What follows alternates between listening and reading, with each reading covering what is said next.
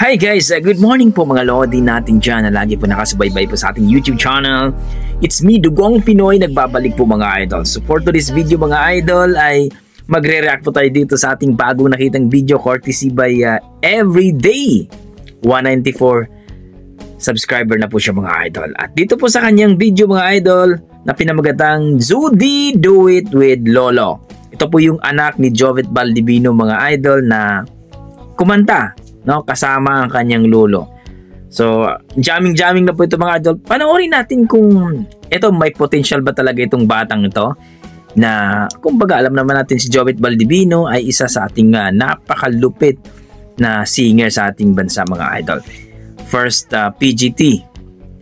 Season 1 po yun mga idol, no? At panoorin natin kung may potential ba talagang batang ito. Samahan nyo ako i-react to mga idol. Pero bago ang lahat, huwag niyong kalimutan mag-like and subscribe dito sa ating YouTube channel, Dugong Pinoy, at dito kay Everyday, no? Tara mga idol, panoorin natin. Ay, blue, tas purple together. Pag may ka na Philippines, enjoy natin. Ayan na. Ayan. Nag-do it na sila ng kanyang lolo. Bumiso na. Don't point it. Ang baralyete ko sa ating yellow. I can show you. Tumawa yung bata. Tell me, princess, now when you last let your heart decide. You guys are so mean. I can open your We're amazed by it. We're not making fun of take him. you wonder, over sideways and under on a magic carpet ride. A whole new world, a new fantastic world. Tawa yung bata, no? No one to tell us no or where to go. Tuwa siya, nakasa-do it yung lolo.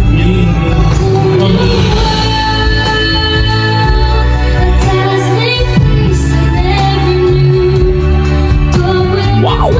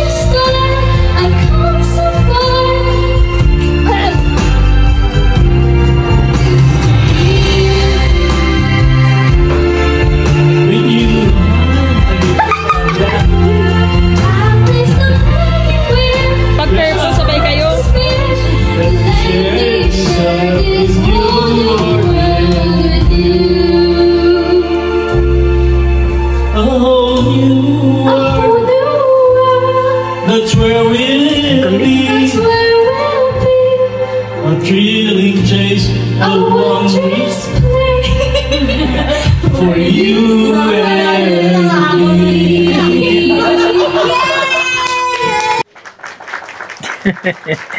Yun po mga idol, no? At tuwang-tuwa po yung bata na nakaduet ng kanyang lolo.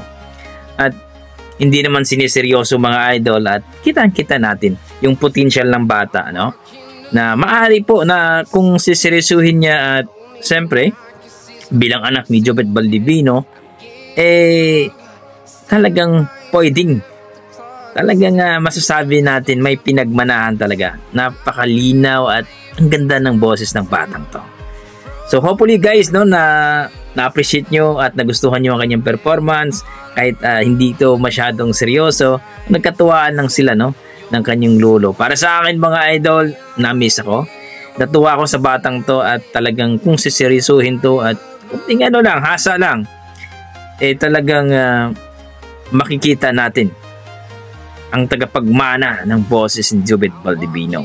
Actually mga idol, hindi talaga kasi siyempre yung kanta-kanta lang naman. Pero nakita natin yung potential niya kung gugustuhin lang ng bata.